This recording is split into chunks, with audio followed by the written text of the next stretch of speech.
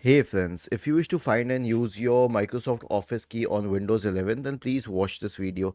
Now, usually I do not promote third-party software products, but this is an exception. I will promote a safe and free third-party software product. Why? Because command prompt command lines like WMIC, etc. will not work.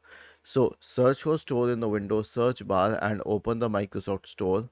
Now, search for this app called Show Key Plus and hit enter. Go to Shoki Plus, click on install, and then it will start installing Shoki Plus on your system.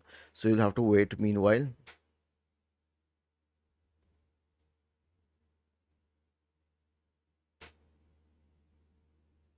and then click on open, and you will find the product key and the details of the key here. This is the key. Was this helpful?